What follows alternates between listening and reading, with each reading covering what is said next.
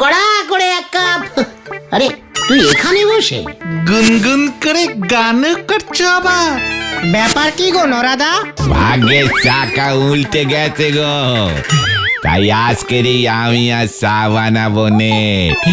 বাবুর মতো এখানে বসে বসে আয়েস করে চা খাবো। নরা, আসল ব্যাপারটা ঝেড়ে কাজ বলছি, নয়তো নয়তো তুমি আমার লবডঙ্কা করবে। আজ আমি আর চা বিক্রি করবো নে। এই দেখো দেখি 500 করে ক্যাশ তোর হ্যান্ডে এলো কি করে? সেটাই তো বলতেছি। কেসটা কি সত্যি করে বলো তো নরদা? ওই যে নামজাদা শিল্পী শেতল বাবু আছে না, উনি আমাদের বকশিস দিয়েছে। 500 টাকা বকশিস? ওই শেতল বাবু আজ সকালে এসে হাজির। এই নে নরা, ধর 500 টাকা তোর বকশিস। ওরে বাবা, এই 500 টাকা বকশিস! শিল্পীর মন দেখতেছি কাদাচ্ছে নরম হয়। ওরে নরা, মন নরম না রে, ওরে আমার নরা দম। পকেটটা খানিক হঠাৎ গরম হয়ে উঠে আছে। আমার একখানা ছবি 5,000 টাকা, বুঝলি? 5,000 টাকায় হঠাৎ বিক্রি হইয়া গেল। জানি না কি বুঝিয়া কি ছবি কিনিয়া লইল ওই ভদ্রলোক। শহর থেকে, বুঝলি, শহর থেকে আমার ছবি দেখিতে আসিয়াছিল। 5,000 টাকার একখান ছবি? বাপরি বাপ, আমার 1 কাপ চা 2 চামচ চিনি দে করলি পরেও 5 টাকা কেউ দিতে চায় নে। কি যে বলিস, তোর ওই শীতল চা খেয়েই তো এই ছবিখানা আঁকিয়াছিলাম, তাই এই বকশিস। বাবু আপনি বসেন, আপনি ফ্রিতে 1 কাপ গরম চা খেয়ে যান, কোনো পয়সা লাগবে না। এই ওই শীতল বাবুর ছবি 5,000 টাকায় বিক্রি হয়েছে? এই তো সেদিন ঘোতনদের পাশের বাড়িতে ভাড়া এলো আর এসেই 5,000 টাকা। চল আমার সঙ্গে। 500 টাকা বকশিসের কি তেজ হচ্ছে বাবজি!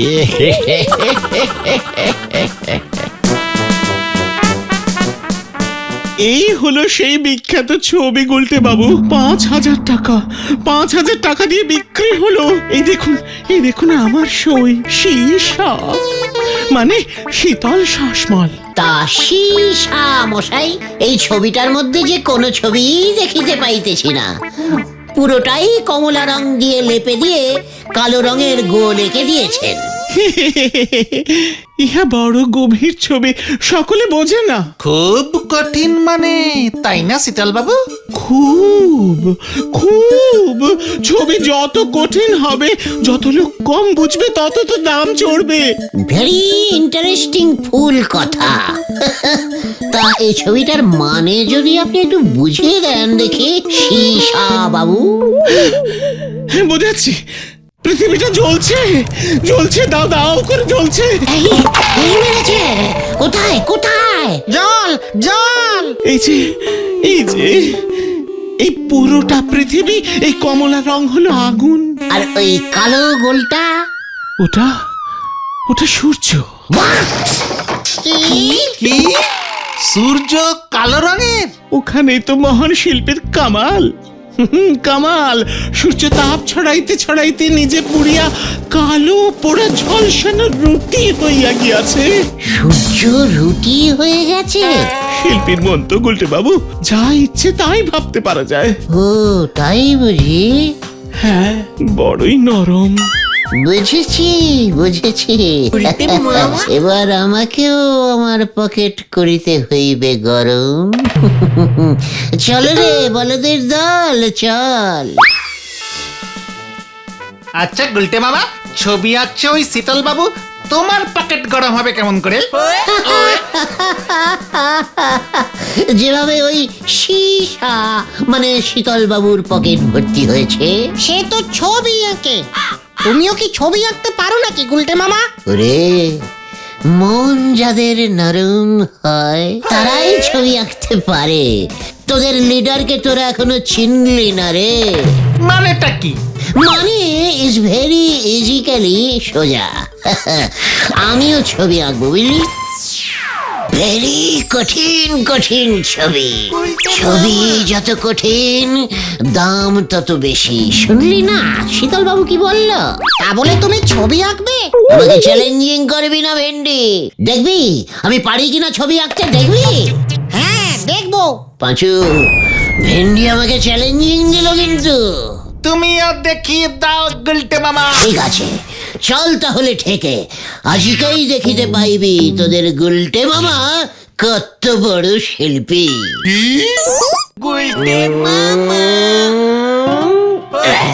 এটা তুমি কি আঁকলে গুলটে মামা? একটা গোল্লা। তুই যেমন অঙ্কে গাদা গাদা গোল্লা পেতিস, তাই গোল্লাকে ভুলতে পারিসনি, গলদপুরের বড় বলদ। তাহলে এটা কি? আমি বুঝে গেছি, রসগোল্লা 10 টাকার সাইজেরটা এঁকেছো। এ কে রে পাঁচু? তাহলে তুমি বলে দাও না গুলটে মামা। এ বড় গভীর মানের ছবি, কোনো মানে বইতে পাবি না, শিল্পীর কঠিন ভাবনা। কিন্তু এটা তো একটা গোল আঁকলে। ওরে গলদপুরের বলদ ছেলের দল, এ গোল যে সে গোল না রে, এ হলো একখানি গোল মাঠ।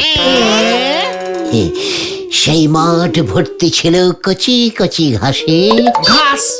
ঘাস কোথায় আঁকলে তুমি? ওইখানেই তো শিল্পীর কেলটাবুলাস কেরামতি রে।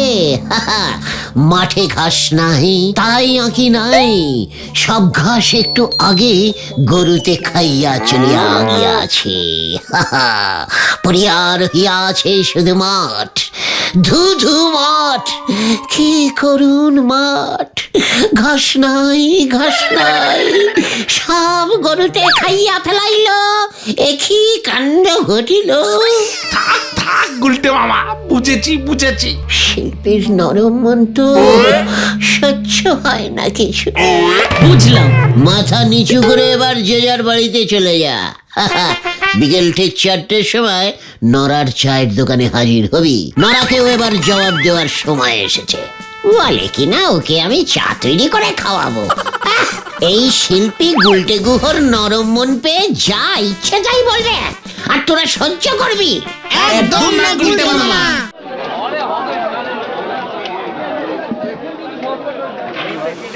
ওরে বাপ রে বাপ, আমি তো একদিনে বুঝতেও পারিনি যে আমাদের গুলটে বাবু এত বড় গোল্লা শিল্পী। আপনাদের দেখলে কিন্তু বোঝা যায় না গো। দেখেছিস তো একখানা গোল্লা এঁকেছি, তাতেই নড়া আমাকে কেমন আপনি আগে করছে। ওরে নড়া, গোল্লাই যে সব, সূর্য, চাঁদ, 1 টাকার কয়েন, ডোবা, পুকুর, দিঘি, রসগোল্লা, সবাই যে গোল রে। ওরে বাপ রে বাপ, একটা গোল্লার মধ্যে যে এত কিছু নৌকোয় ছিল সেটা কখনো ভেবে দেখিনি গো। এবার দেখলি তো, তোর ওই শীতল বাবু না আমার কাছে নস্যি নস্যি, একখানা ছবি বিক্রি করেই 500 টাকা বকশিস। তাও তো উনি দিয়েছেন, আপনি তো ওই গোল্লাই একে বিনি পয়সায় 2 কাপ চা খেয়ে নিলেন। আমি মানে চিন্তা করিস না নরা, এই তো সবে শুরু হলো আমার শিল্পী জীবন। আমার ছবি দেখবি 50,000 টাকা পর্যন্ত দর উঠবে। সে তো উঠে গেছে। মানে কি বলতে চাইছিস তুই নরা? শীতল বাবু বলে গেলে নদীর ধারে গোবিন্দ বাবু ঘোড়ার উপর বসে পোজ দেবেন। ঘোড়ার পর শীতল বাবু ঘোড়া আনবে? হ্যাঁ, শীতল বাবু ওনারে দেখি দেখি ওনার ডিরেক্ট ছবি আঁকবেন। গোবিন্দ বাবুর ওই ছবি পছন্দ হলে নাকি 50,000 টাকা দিতে পিছপা হবেন না, এ আপনি রে বলে দিল। What? ঝোলা গোবিন্দ মানে গোবিন্দ গুছাইতে ছবি আঁকবে ওই শীতল শাসমল, তাও আবার ওকে দেখে দেখে। সন্ন্যারা শীতল বাবু দেখে দেখে ছবি আঁকে আর আমি আঁকবো না দেখে। তখন দেখা যাবে কার ছবির জোর কত বেশি আর কে কত টাকা পায়। চল তোরা, নরা আমাকে নাড়িয়ে দিয়েছিস, আর আমাকে কেউ ধরে রাখতে পারবে না। এখন আমাদের অনেক কাজ করতে হবে। চলে আয় তোরা।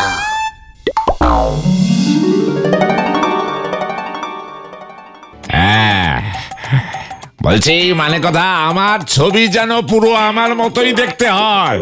উমা, চিন্তা করবেন না গোবিন্দ বাবু, শিল্পীর কল্পনায় যতটা হবে ততটুকুরই পয়সা নেব আমি।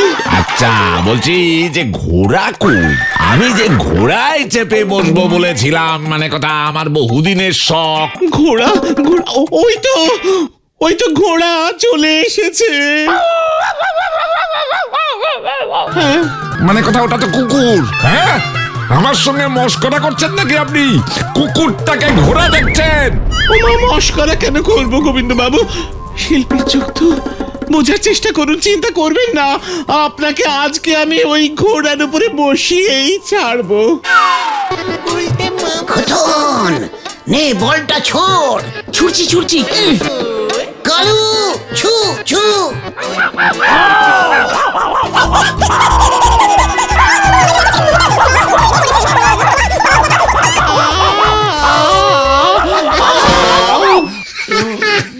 ওরে হতচ্ছাড়া শীতল, তোর মাথায় মানে কথা এবার আমি তোর ছবি ভাঙবো। শিল্পীর চোখ কখনো ভুল হয় না স্যার, কখনো ভুল হয় না, বিশ্বাস করুন। ওই কুকুরটা আগের জন্মে ঘোড়াই ছিল। শিল্পীর কল্পনা স্যার। শিল্পীর কল্পনা? ওঠ ওঠ বলছি, মানে কথা। ওরে বাপরে বাপ, আমার কোমরটা গেল। চলুন দেখি আপনাকে বাড়ি পৌঁছে দিয়ে আসি। এই ধর তোরা। আপনার মেয়ে শ্রীমতী পটেশ্বরীকে দেখছি না গোবিন্দ বাবু? ও যে দুদিন হলো মাসির বাড়ি গেছে। খুব ভালো হয়েছে। না না, যাক, ভগবান যা করেন মঙ্গলের জন্যই করে। ঠিকই আছে। মঙ্গল আর হলো কোথায়? মানে কথা, নড়া বলল শীতল বাবু নাকি ভালো ছবি টবি আঁকে, তাই ভাবলাম ঘোড়ার উপরে আমি বসে পা ঝুলিয়ে যদি একখানা ছবি এই ঘরে রাখতে পারতাম। তাই ওই মরকট শীতলকে বললাম। কি ভাবলাম আর কি হলো, মানে কথা। আরে আমরা আছি কি করতে মশাই, কি করতে আছি আমরা? আমরা এই পাড়ার ছেলেরা যদি আপনার সামান্য একখানি এইটুকুখানি শখ পূরণ করতে না পারি, তাহলে এটা যে পাড়ার লজ্জা, তাম গলদপুরের লজ্জা, আপনার লজ্জা, আমার লজ্জা। ঠিক আছে, মানে কথা, এত লজ্জা পেতে হবে না। তা তোমরা কিভাবে আমার শখ পূরণ করবে হে বাপু? কেন ছবি এঁকে? বটে, মানে কথা, তা কে আঁকবে আমার ছবি? কেন আমি? হ্যাঁ, তাই বুঝি? তা তুমি কবে শিল্পী হলে হে গুলটে? সে অনেক দিন থেকে, বুঝেছেন। আমি তো ছদ্মনামে আঁকি, তাই বোধহয় শোনেননি আপনি। কি নামে আঁকো? গুগু, গুলটে গুহ। গু গু? ওরে বাপ রে বাপ, তাই বুঝি? মানে কথা, তা ভায়া পারবে নাকি তুমি আমার ছবি আঁকতে? পারলে কি 50? হ্যাঁ হ্যাঁ, নগদ 50 টাকা পাবে। মানে নড়া বলছিল যে 50,000। 50,000? ওটা ঘোড়ার ভাড়া। হ্যাঁ, মানে কথা, ওই ঘোড়ার উপরে চড়িয়ে যদি আঁকতে পারো, তবে এখন তো বেশ কিছুদিন বিছানা ছেড়ে উঠতে পারবো না। মানে কথা, এই অবস্থায় আমার একখানা ছবি এঁকে দেখাও দেখি। জানি না তুমি আবার কি খেল দেখাবে। মানে কথা, মানে ঠিক আছে, অল্পের উপর দিয়েই শুরু হোক। পছন্দ হলে তো আপনার আবার 500 টাকা করে বকশিস দেবার স্বভাব তো আছেই। আরে আগে তো পছন্দ হোক গুজবুক, মানে কথা নিয়ে আয় তোর খাতাপত্র, রং পেন্সিল। স্বভাব আর লাগবেই না, আমি বাড়িতে বসেই আঁকবো। কি আমি থাকবো আমার বাড়িতে, আমার ঘরে? আর মানে কথা তুই ছবি আঁকবি তোর ঘরে বসে? মস্করা করার জায়গা পাও না, মানে কথা? কি মেশমশাই, সব শিল্পী কি এক হয় নাকি? আমি যে ভেরি ক্লাসিক্যাল ছবি আঁকি, আপনি বোধহয় জানেন না। সব না দেখে, একটুও দেখে ছবি আঁকি না। আপনাকে এতবার এত রূপে দেখিয়াছি, আর দেখিতে হইবে না। দেখবেন এই গুলটে গুহরূপে গুগু কেমন গভীর কল্পনা করিয়া আপনার আস্ত মুখখানির একটি আলপনা ছবি আঁকিবে, দেখে পয়সা দিবেন। ঠিক আছে, তবে এখন যা, ছবি নিয়ে মানে কথা তারপর আসবি। ব্যাস, আর কোনো চিন্তা নেই।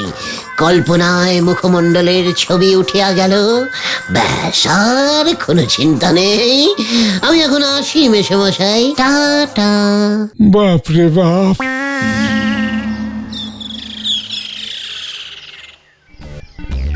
এটা তুমি কি করলে গুলটে মামা?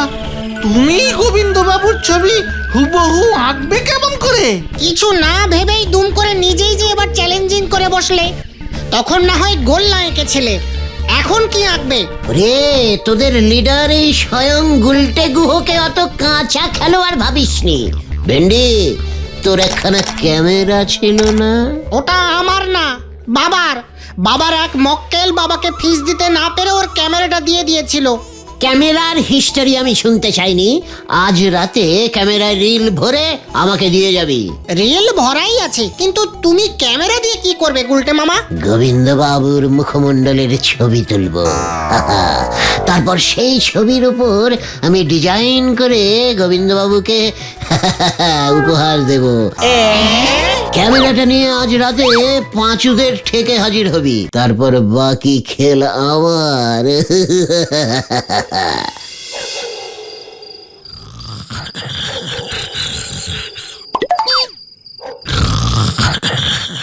নাক ডাকছে না বাঘ ডাকছে? বাবা, এনে ভেন্ডি, ছবি তোল, ছবি তোল। গোবিন্দ বাবু তো ঘুমোচ্ছে। এই পোজেই ছবি চাই আমার। তোল তোল। এই, হয়েছে, ঠিক আছে, চল এবার পালা। মামা,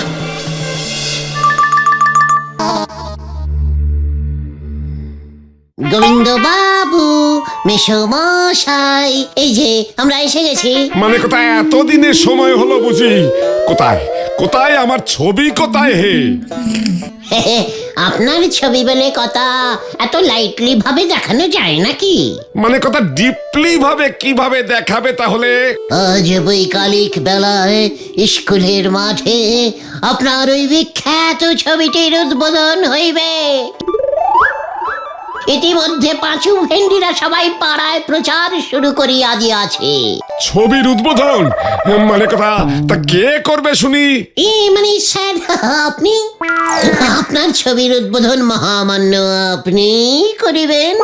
পুরো গলদপুর দেখিবে এই শিল্পী গুলটে কি অসামান্য ছবি আঁকিয়াছে। ও তাই বুঝি? মানে কথা ব্যাপারটা তো মন্দ নয়। সমস্ত বড় বড় মহাপুরুষদের ছবি তো এইভাবেই উদ্বোধন হয়। ঝোলা মানে গোবিন্দ বাবু, মনে থাকে যেন, আজ বৈকালিক ঠিক 4 ঘটিকায়।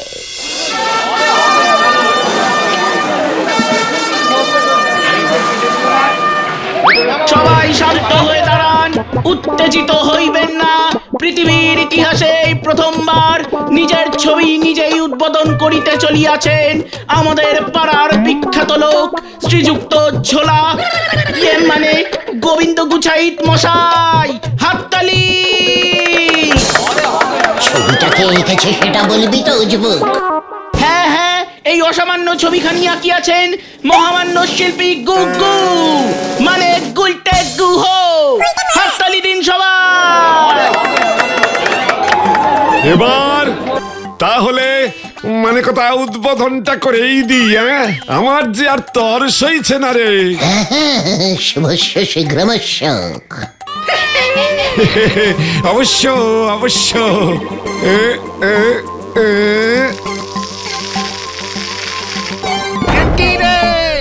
চোখে কি? তুলসী পাতা। কত ছাড়া মানে কথা তুই আমার এই ছবি নিয়ে এসেছিস, আমার দুই চোখে তুলসী পাতা দিয়েছিস।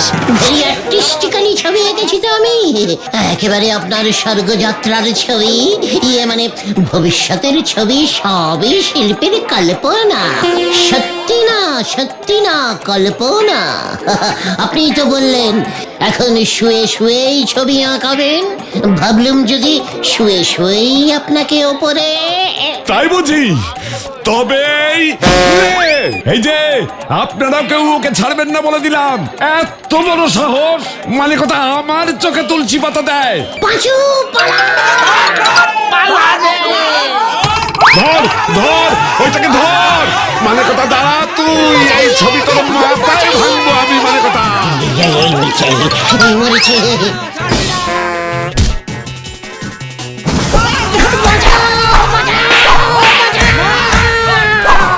উরে বাবা গো।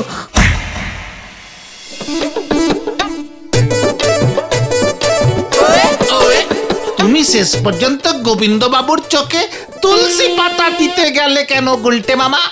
তা না হলে হয়তো এতটা খচত না। ভেন্ডিটা ঝোলা গোবিন্দর ঘুমন্ত অবস্থার ছবি তুলেছে, ইস, তাই আমি চোখে তুলসী পাতা লাগিয়ে ব্যাপারটাকে একটু জীবন্ত করে তুলতে চেয়েছিলাম রে ভাইটু। সবই শিল্পীর কল্পনা রে, সবাই বোঝে না। ভেরি ডিপ মিনিং তো। ঠিকই বলেছ, গোবিন্দবাবু তোমার কল্পনাটা ধরতেই পারেননি। কিন্তু শিল্পী হওয়ার পেঁচটা কেমন কষেছিলাম বল। নেহাত গোবিন্দবাবু ছবিটার এত গভীর মানেটা ধরতে পারলো না, নয়তো কড় করে 500 টাকা তোদের কপালেই নাচছিল রে।